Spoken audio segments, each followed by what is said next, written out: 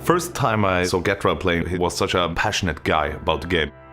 He was just a little child back then, but he had so much talent in him. You know, everybody who's like that guy. They thought he was a bit too young to be a star player, but he proved everybody wrong. I got introduced by my older brother when I was 9 years old. He showed me the game and I was like, whoa, what is this? How cool is this? And then he just introduced to me the whole world of Counter-Strike and I just instantly loved it. I didn't really think about become like the best or like try to be. I was just having fun and playing with my friends. But I still wanted to, explore the whole world and see if we could play with other people.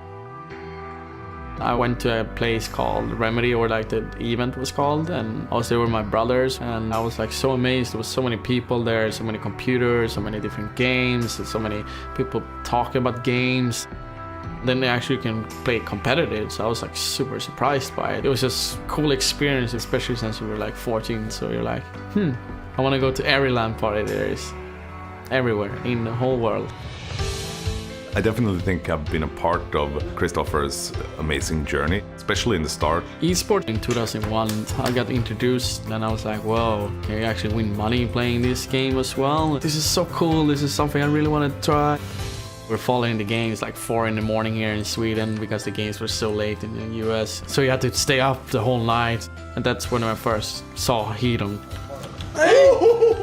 Well, esports was totally new when I started playing. I think I was maybe the first guy in Sweden to receive a salary from playing computer games. And I think it was something like $200 or something. I felt like I was king of the world, and I even got free mices and keyboards, and that was huge. When I saw Heaton play the first time, I was like, whoa, he's super good, this player. I need to look up this guy and see who it is and where he's from and so on. And then I saw he was from Sweden in Stockholm. It's like, oh, I need to follow this guy. I need to know what he's doing, what team he's playing for, what achievements he's done. Basically after that I got hooked and I was like, he's my idol.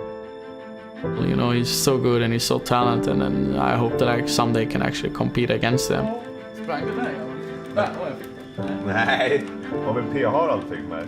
I competed against GeT a few times. There's one game in particular. We played this big qualifier in Sweden and it was a major spot for the ESWC back then. It was like a big thing. It was like this David versus Goliath. We were the best team and they were like kind of bad on paper. We were supposed to just have an easy walk in the park. I was playing out of my mind. GeT, he did some kind of hero match and they managed to win it versus us. It was just a cool feeling to see it actually, whoa, am I actually this good in this game? And he's still so proud about it. He still smiles like this when he talks about it. After when we beat Heaton and those guys, it was like just a good feeling to win the game, and especially over someone that you've been looking up to.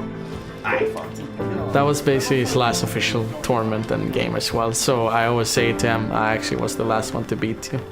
And my feeling afterwards, okay, there's gonna be new king in town soon. After that game I quit playing professionally and still worked for NIP, so I recruited GeT to take my spot, and he did it very well. He said to me basically like, we're gonna do an NIP again. I was surprised that he wanted to try the luck again and see it. NIP hasn't been active for many years because it's a legendary name. Ninjas in Pyjamas. We handpicked the team with GeT, Exist Forest and Fifth Line of Freiburg, and it kind of exploded into something else. We went pretty successful directly. We had this amazing run in the beginning. We won every single tournament, 87 straight games in a row without a single loss. It was just very cool and surprising to see that you actually can be so dominant in a game, and also that you were one of the best players at the same time. That's probably my biggest success. I think our first loss was in Ukraine. That felt quite sad when it happened, but it was just such an amazing run. I mean, I could never believe that anything like that would happen.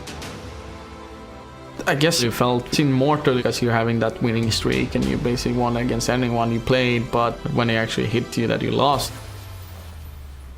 This is how it is to feel to lose. It's always so hard to know what to say because you can't go there and say like, yeah, better luck next time, because at the moment it doesn't matter. He's just so frustrated. I guess I just try to hug him and like don't say anything. Like a big burden on your shoulder because everyone's expecting you're gonna win every time, no matter what you're doing, but you're a human being. It's not normal to go and never lose, you know, so you want to lose something. I don't think it helped Christopher being more humble for losing a game. I think he's always been a humble guy. When we're on that 87-0 streak, he was still the same guy as he is now and has always been, so I think it's just a genuine guy.